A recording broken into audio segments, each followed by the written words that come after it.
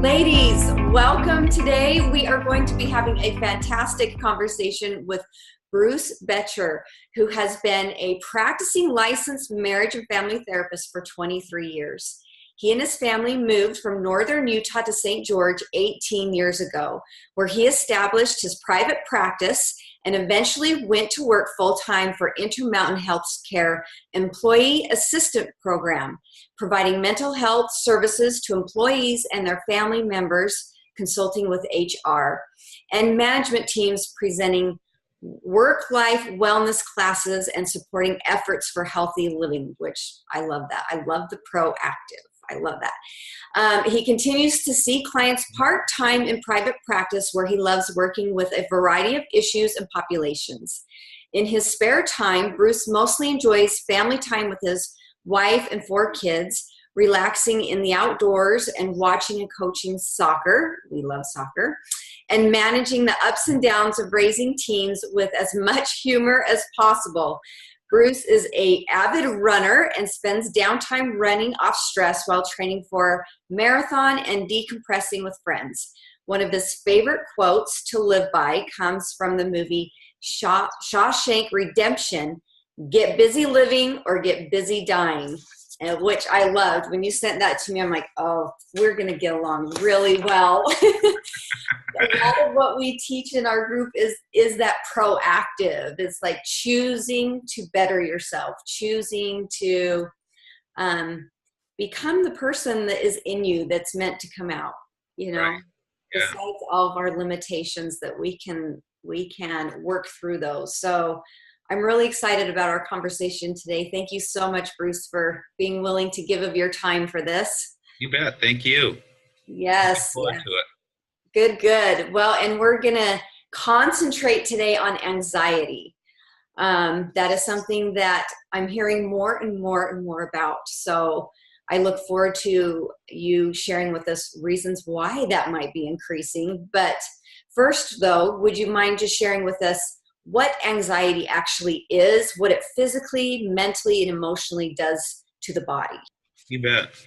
So I think it's important to differentiate between stress. You know, stress is something we all feel, and anxiety, which is really a cumulative stress over time, is kind of converted into anxiety. And then chronic anxiety or anxiety disorders, where we just can't alleviate the anxiety. We're in a state of chronic or constant anxiousness, or predominantly anxious. And so that's the difference. And really what anxiety is it's anxiety that's more intense than just the average stress. It lasts longer, and it tends to lead to phobias and fears that interrupt our life.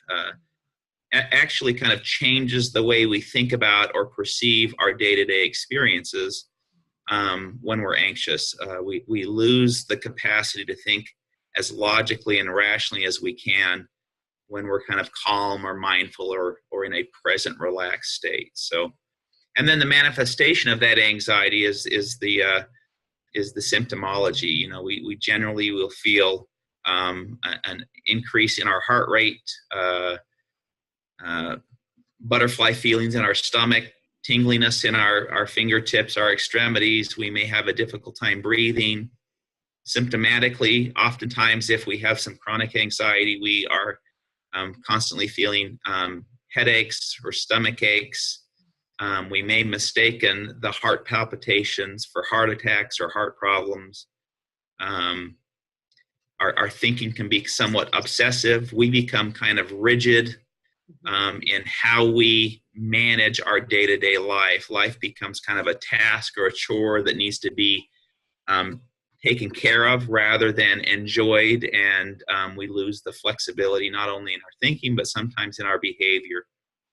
So, you know, a good example of that I like is if I'm traveling somewhere and I'm flying and I get to an airport in plenty of time, there's still stress in going through the airport, in going through security and checking your bags and wanting to get to the terminal in time. But you can weather that if you're flexible, because I'm not late. And then I can sit in the terminal area waiting for my flight to depart, and I can watch those people in the airport who are late for their flight.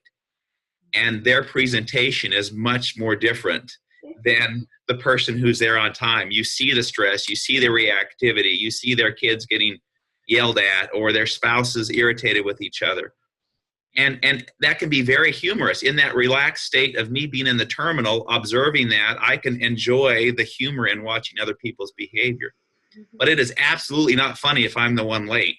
You know, if I'm the one feeling that anxiety over, oh no, am I going to miss my flight? And the security line is much longer than I expected. All of a sudden, my sense of humor is lost and my rigidity starts to kind of take over, and everything becomes an annoyance and a nuisance and a hurdle that I have to get over, and people become objects. And so I start to interact that way in my day-to-day life. And generally speaking, somebody has to point out to me, are you stressed? Are you okay? Because you're no fun to be around. Yeah, that is actually a really great example. That is like a super great example to have you comprehend both sides of it, you know?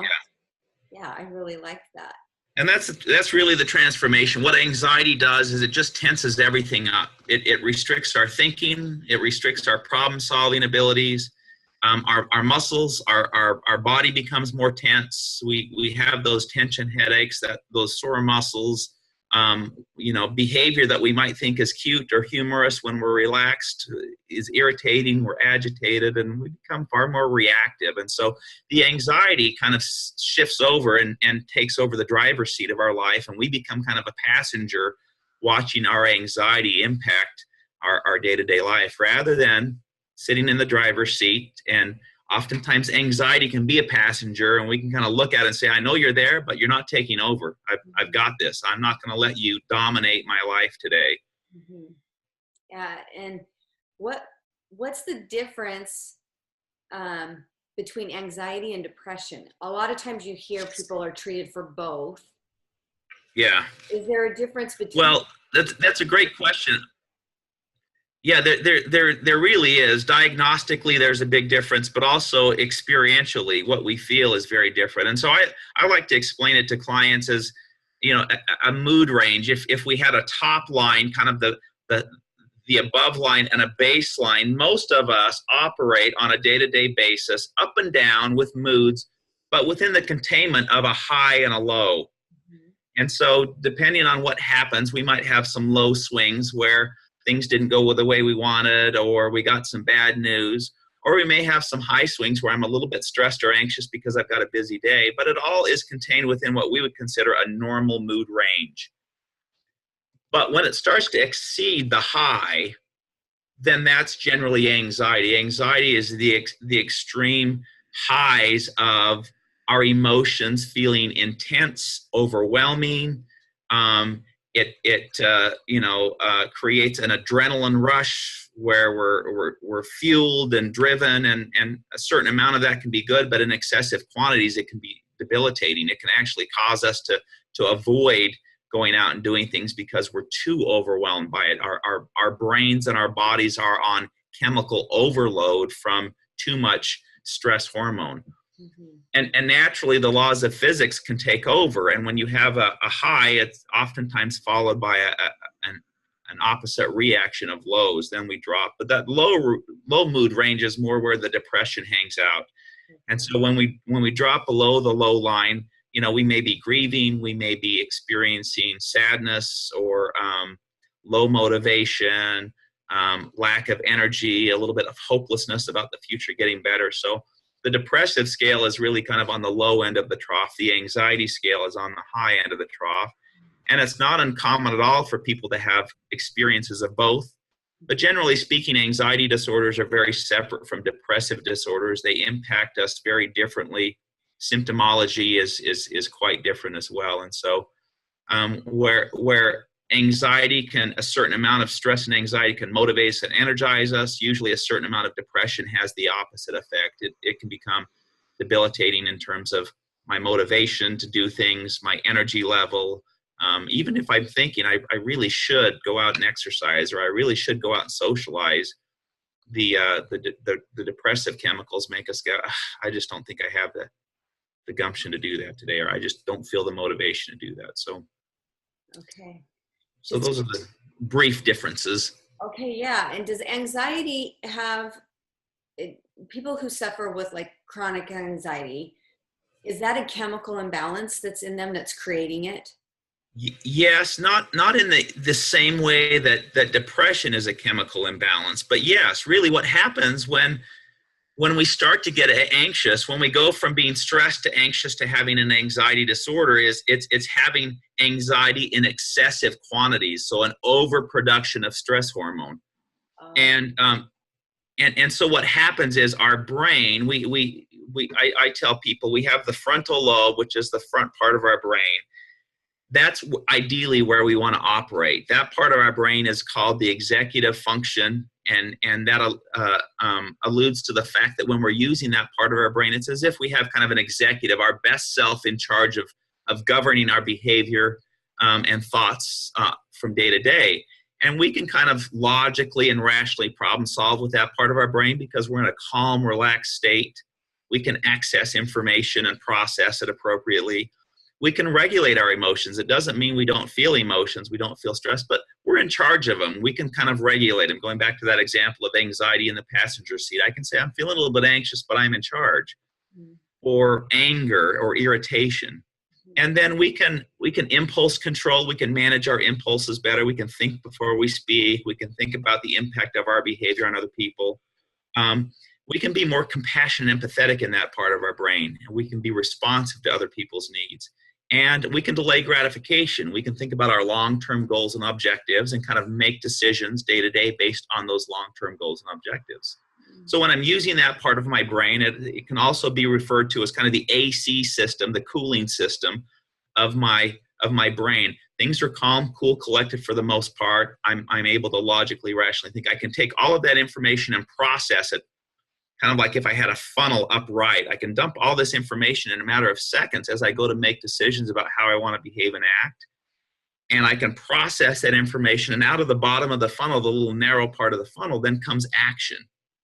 And the action I take when I use that part of my brain, generally speaking, I feel good about the outcome. I've handled myself in a way that I'm happy with. I haven't offended people. I haven't annoyed people. I haven't said things that I later regret. I'm not embarrassed or ashamed of what I've said. I've fostered trust in myself and trust in my relationships. So ideally, that's where we want to be. And right now, you and I are both in that part of our brain, hopefully.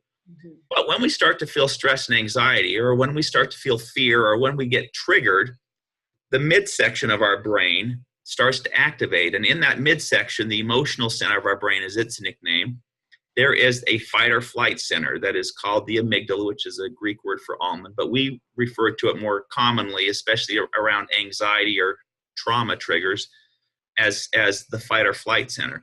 When that gets activated, it's almost as if a shield kind of comes down and blocks our ability or limits our ability to access our frontal lobe. And now everything changes. In that part of our brain, now we're more illogical and irrational, our thinking. This part of our brain is kind of I like to associate with the heating system. When things get too hot, we get irritated. You're driving around in your car on a hot summer day in St. George. There's a high probability if your AC is not working, you're going to be an ornery driver, right? Yeah. Same thing in that part of your brain. Once it activates, because it's self-preservation, this part of our brain wants to protect us from either real or perceived threats. And it doesn't always do a good job of discerning between what's real and what's just a perceived threat. We just become reactive to it. So I have a thought, oh my word, I forgot to, study for the final exam I have, and that's tomorrow, and I start to get activated. And that part of my brain floods my body with stress hormones. Those stress hormones activate bodily symptoms that make me feel the evidence of my anxiety. But now my thinking changes. Now I'm more illogical and irrational in my thinking. I tend to be far more emotional. Emotions kind of take over, and they're intense, and I become convinced based on my emotional experience more commonly that what I'm thinking at that moment is real and true. And it may be a complete misperception, right? And then I can't be responsive to other people as much. Now I don't want to say we're selfish in that state of our brain, but we're self-preserving. We're working on protecting ourselves. So I don't really care about how you're feeling. If I'm being offensive, I'm defending myself, and I feel justified in doing that. Mm-hmm. And then we're far more impulsive. What I'm thinking is coming out of my mouth before I have a chance to really kind of run it through the filter. And I can't delay gratification because I want immediate safety. So in that part of our brain, it's as if the funnel flips upside down. Now I have that narrow end up top. My brain still wants to process information. It still wants to take all of my past experience into consideration and my wisdom and knowledge. But it's got this restrictive entry that's now surrounded by pretty intense emotion.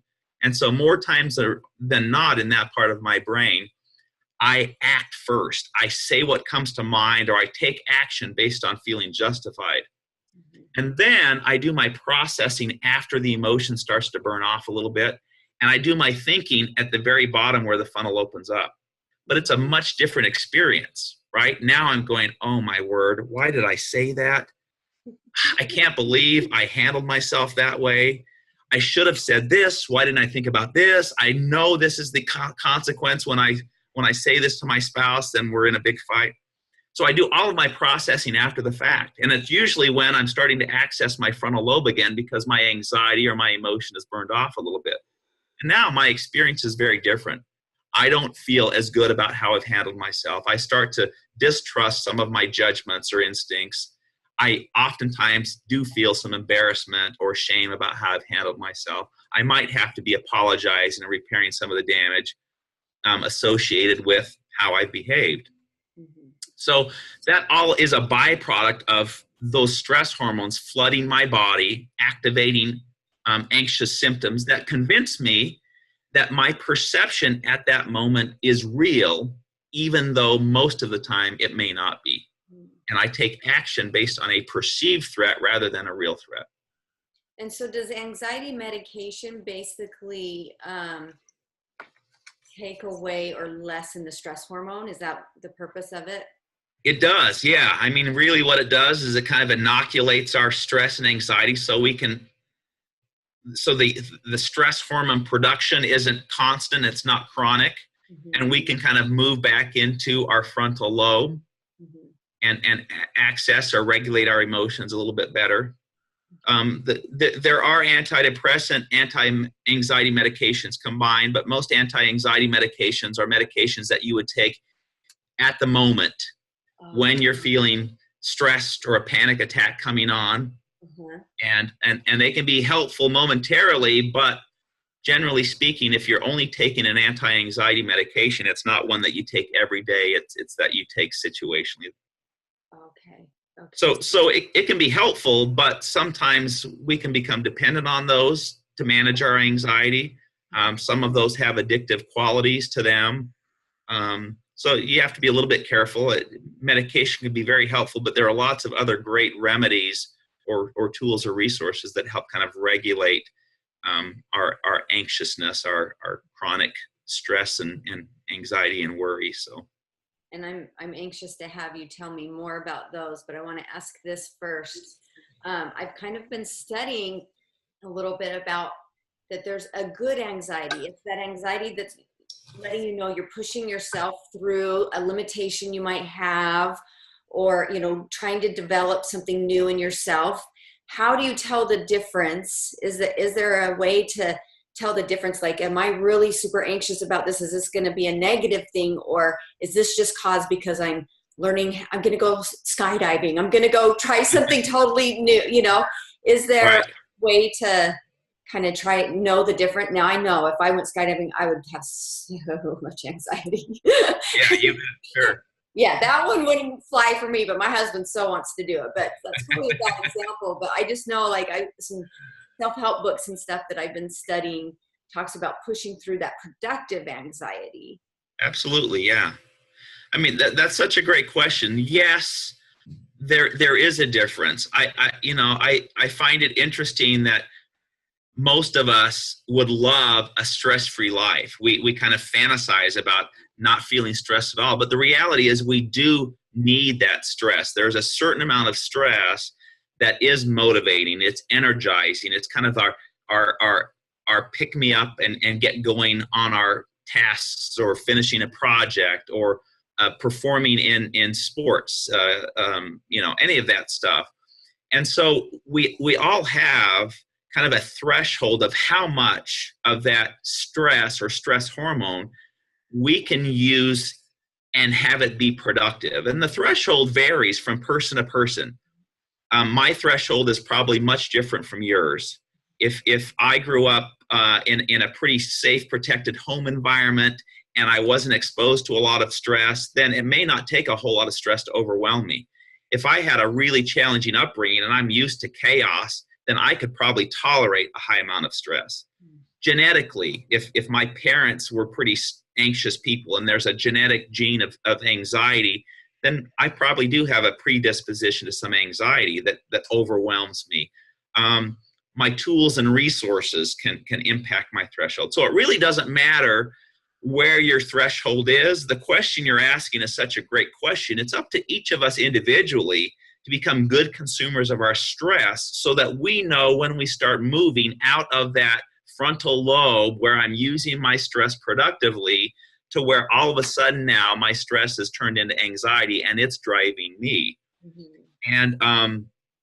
And once that starts to happen, here's the challenge that I find is that we become poor consumers. We all are constantly, especially in today's world, inadvertently expanding our threshold for stress because we all are taking on more and more. We live in a world where we're exposed now to media from around the world on a regular basis through the internet, through social media.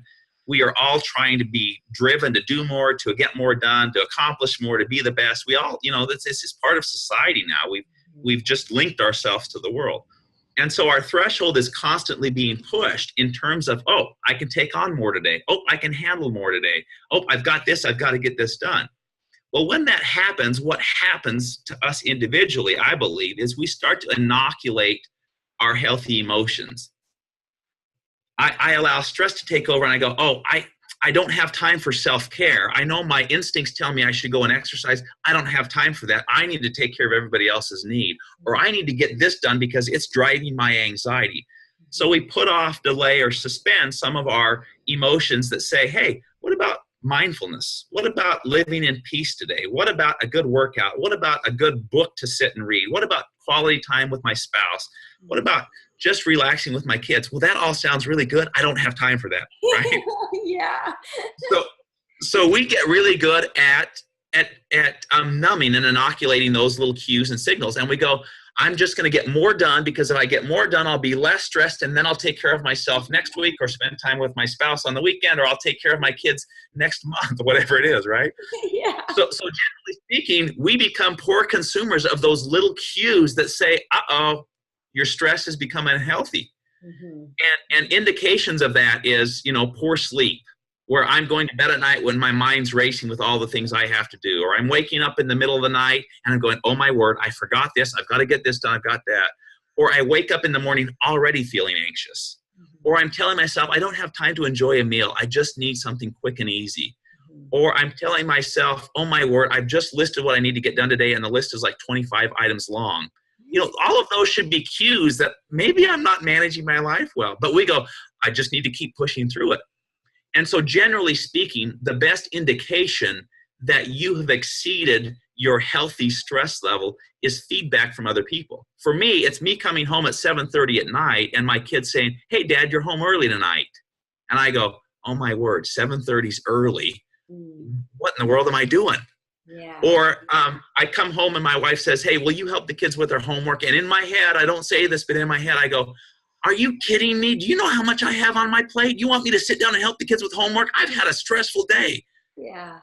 I treat that little request like a crisis. And I'm going, wait a minute, or more commonly, I'll have my kids or my wife say, are you okay? You seem like you're a little irritable, or you seem like you're withdrawn. And all of those are usually cues and indication that I am. I'm consumed with stress and anxiety, and I'm pulling away from people. I'm neglecting self-care. My priorities are upside down because I'm not spending time doing the things that actually recharge my battery, decompress my stress, give me perspective, restore perspective, and help me balance my life. I am being driven by anxiety. Mm-hmm. Oh. So we lose that. We have to, part of what we have to do for good self-care is learn to take your emotional pulse. I use that as a sign of wait, where am I at? Am I enjoying my day? Am I feeling stressed? If so, why? What do I want to do about it? Is this what I want to be feeling and doing? If we take our emotional pulse or listen to the feedback from others, oftentimes they will be an indication to us that, yeah, I am not managing my stress level well. It's kind of overtaken or overriding my enjoyment right now of life. That's such a good point. It's such a good point, because often when we get asked, are you okay? We get so defensive, like, what are you just, Right. leave me alone, I'm fine, or whatever. And to really look at that as feedback of, okay, where am I at right now, really? Yeah. Right. Somebody else is checking my behavior for me because I've stopped checking it. Yeah. Yes, I like that a lot. It's really great advice and a way to monitor ourselves. When I looked up anxiety disorders, it brought up 4 different types. There's a panic disorder, a social anxiety disorder, and then specific phobias, and then generalized anxiety. Is there a big difference between them all? And is the generalized more the one that we're mostly aware of?